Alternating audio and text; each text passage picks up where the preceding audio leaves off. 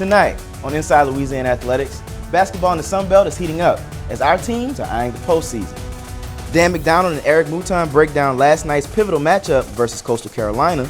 And later, Dan McDonald is joined by women's basketball head coach Gary Broadhead before key battles this week.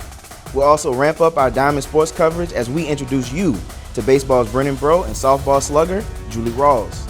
But first, let's revisit last night on the hardwood with Dan and Eric. You're watching Inside Louisiana Athletics.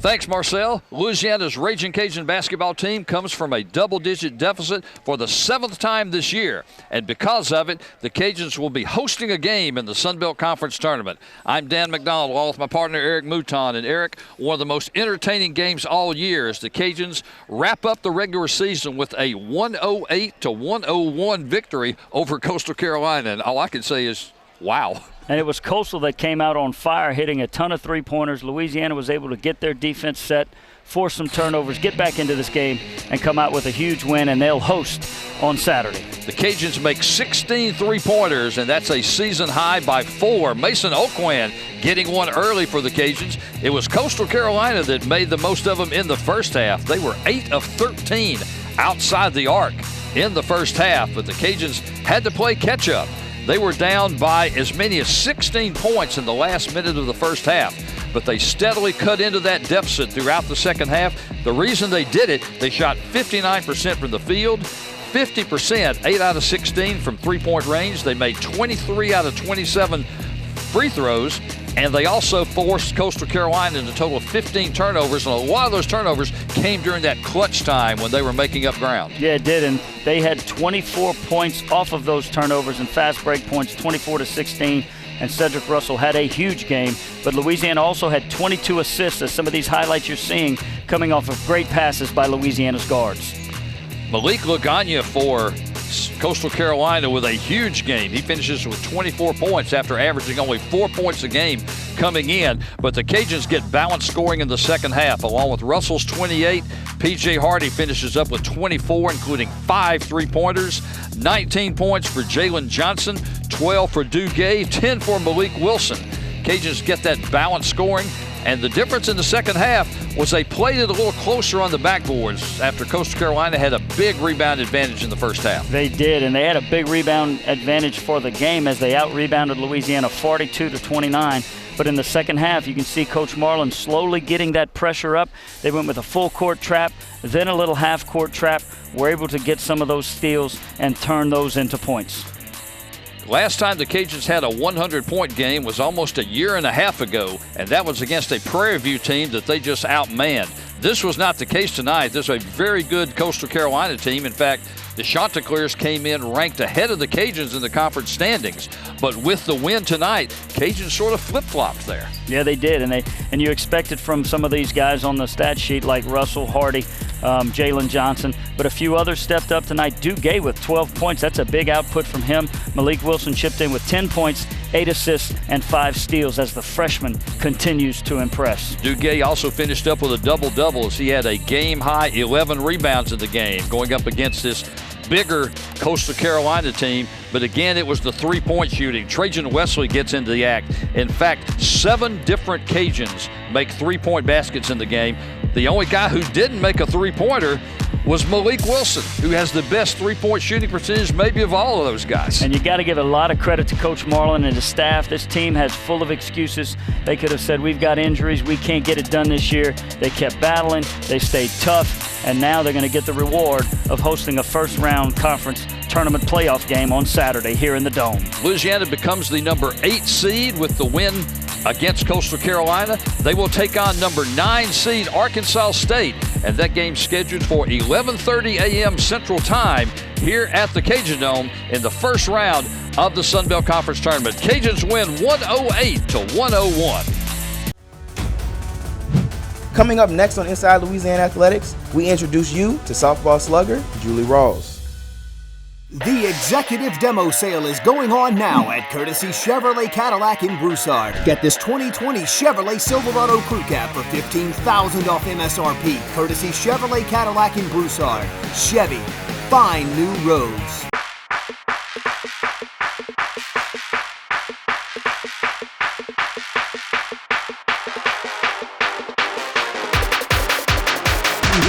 Let's go boom.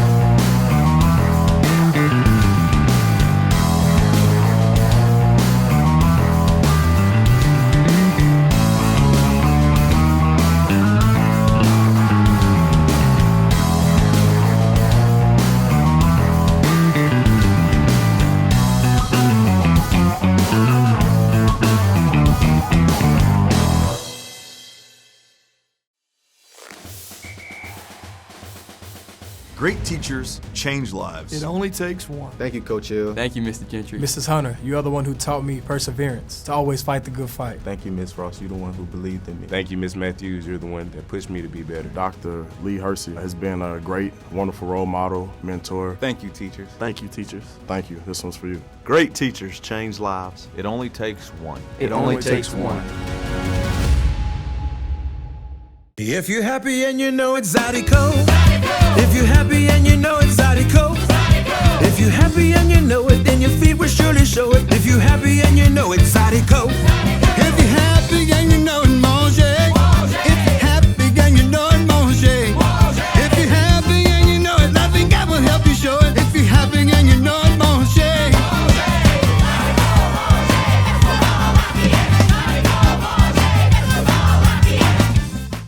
To perform, you need speed, skill, strength.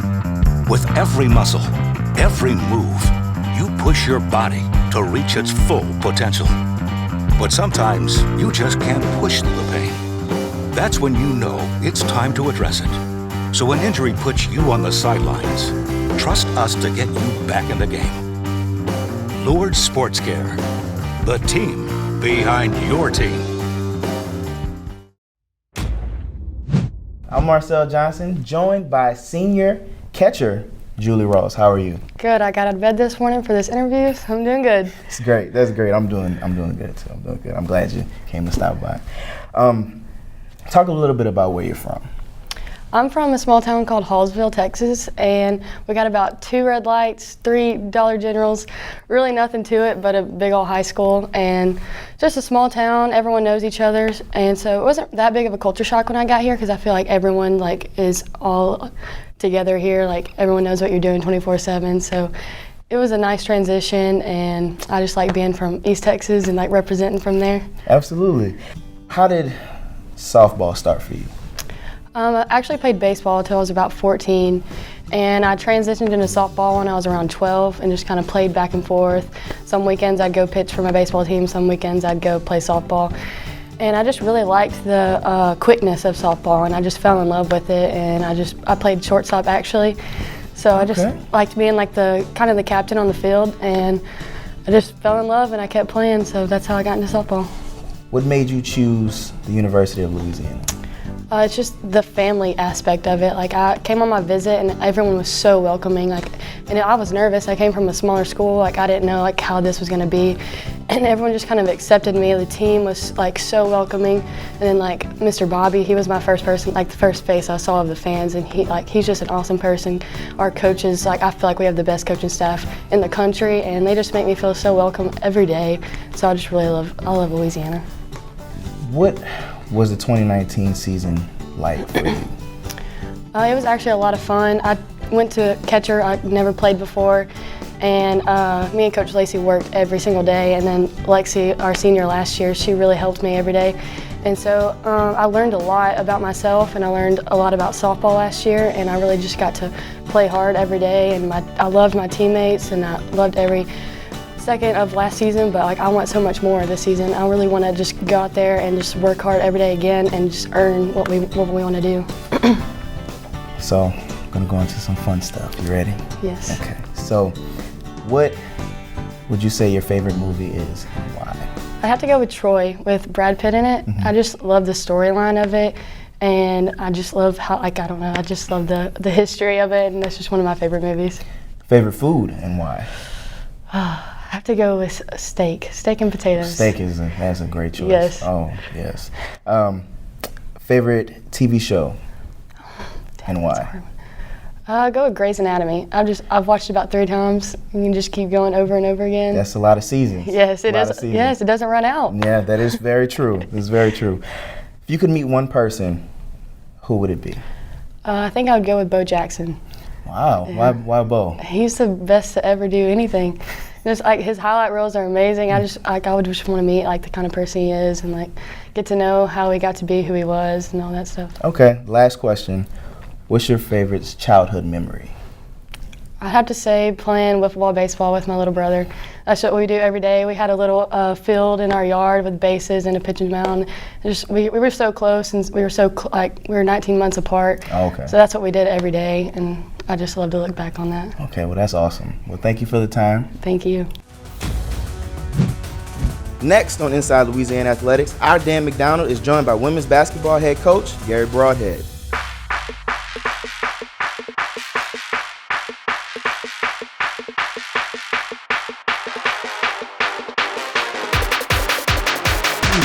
Let's go boom.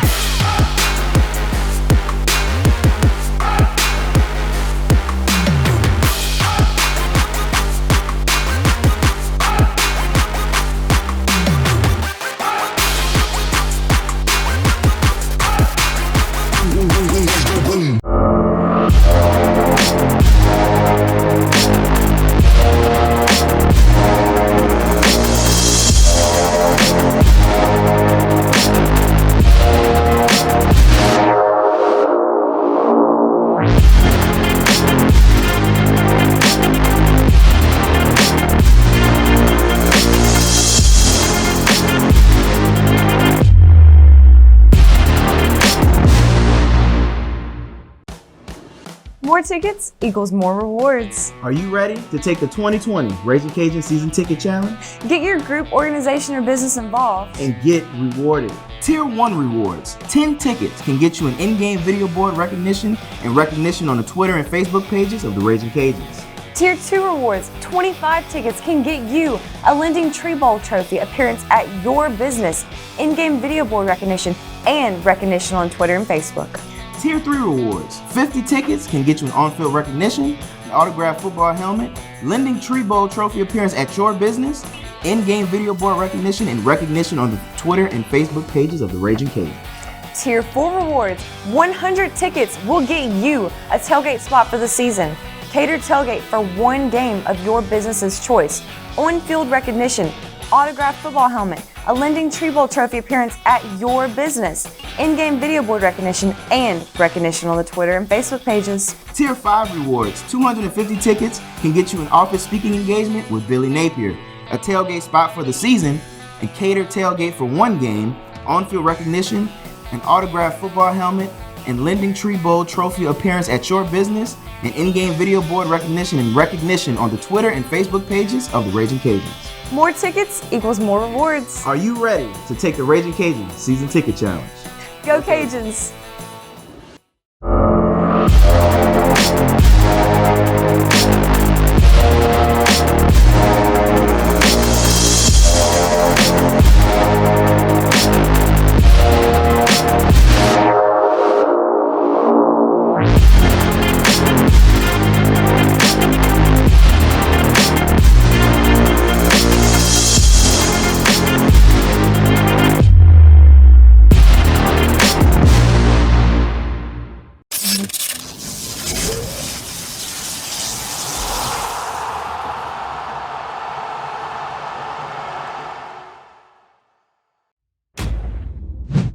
Welcome back to Inside Louisiana Athletics. I'm Dan McDonald, along with Ragin Cajun women's basketball coach Gary Broadhead. And Gary, this is a team struggled a little bit during about the mid-season mark, but now you've won 3 of the last 4, and the 4 was against probably the best team in the league on the road. You've got to be happy with the way your team's playing right now. Yeah, no doubt. I thought, we kind of stepped it up. We're shooting the ball a bit better defensively. We've gotten better, and we're as healthy as we've been all year. So it's kind of good timing. Getting ready to go into the tournament. Hopefully we can kind of keep that going.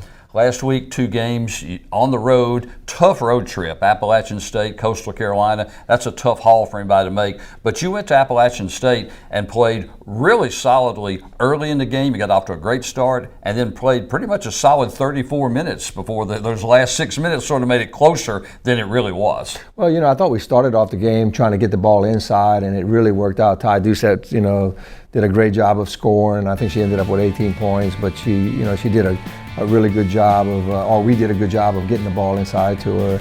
And in our defense, I think we held them to 6 points. That is the fewest points you've given up in a first quarter this year. That had to make, you're a defensive guy from way back. I know that had to make you really happy. It was, and I thought even at halftime, just holding them to those points. I think that was a key early on, is to try to, see if we could shut their point guard down in their inside game. So I thought, the kids did a great job of defending, and then we were able to score at will early in the game. And I think it's just, we were lucky enough that we had that lead to hold on. You then went from Appalachian State to go to Coastal Carolina, a team that is probably, talent-wise, they're maybe the best team in the Sun Belt Conference. But you still played a game that was just back and forth, really pretty much a game of runs. And you had things going pretty much your way toward the end of the third quarter. Yeah, there's no doubt. At halftime we were down by 13, and we talked about maybe trying to play a little bit of zone, and we did, and I think we caught them off guard a little bit, and we were able to kind of take the lead, with a couple of minutes into the third, and then we had the lead going into the fourth, and even at the end of the game, I know we ended up losing by 9, but it was a 4-point game toward the end. We had to foul, but I thought our kids shot the ball extremely well. Anytime we shoot over 40%, that's usually a win, and I think we shot 44% from the field, and I think 79% from the third quarter. We were hitting shots, and we were defending, especially in the third quarter. It had to make you feel good that you were able to come back against a really good team.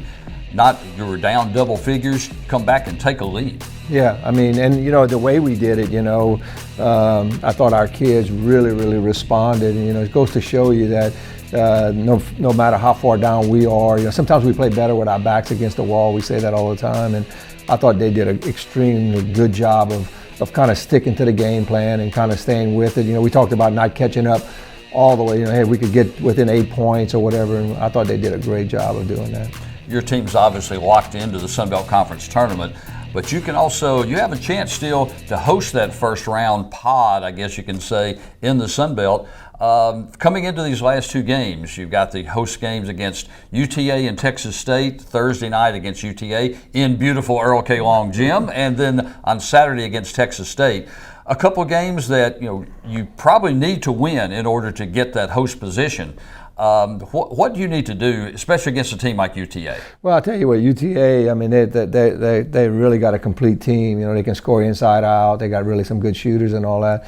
We'll have to defend, better than we did when we went there early on. But, I think we're playing a lot better right now, and, we're doing some different things with our lineups and stuff that probably will match up a lot better this time around. But I think defensively, we got to slow them down. The Benson kid had 30 against us last time. We really got to slow her down and keep her off the boards, and just maybe get them to turn it over a little bit more and get them uncomfortable on the defensive side, and then I think that'll be a big game, and they're okay.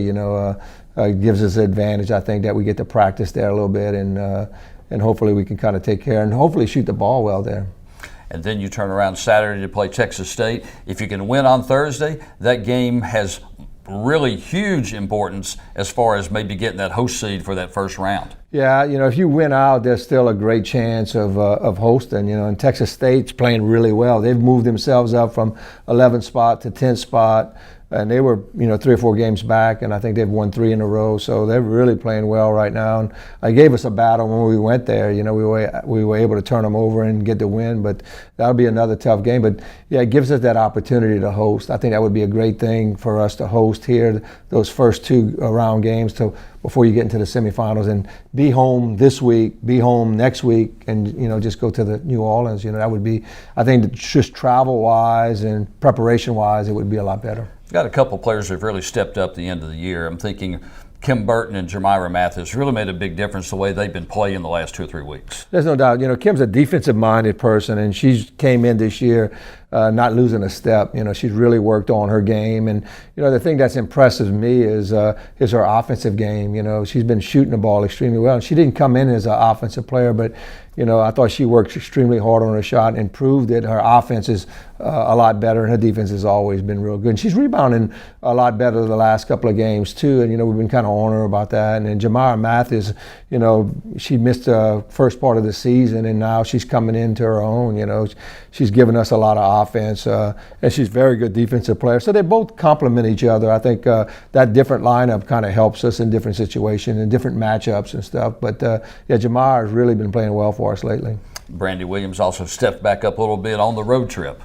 There's no doubt, we've been on Brandy about, looking to score and all that. And her mom kind of helped out. Mom's a road warrior. She showed up in Coastal and in Boone and was kind of on her. And man, I tell you what, she showed up, especially the second half against Coastal. I thought she played really well. She can shoot it. We're just trying to get her more shots and be more aggressive. And she did, and hopefully that kind of carries over into the next few games. It's a big week for Louisiana's Ragin Cajun women's basketball team. 2 big games, and then, of course, the Sun Belt tournament right around the corner. Coach Broadhead, good luck this weekend and with the tournament down the road. Thank you. I appreciate it. Go Cajuns. Coming up next on Inside Louisiana Athletics, we introduce you to baseball's Brennan Bro.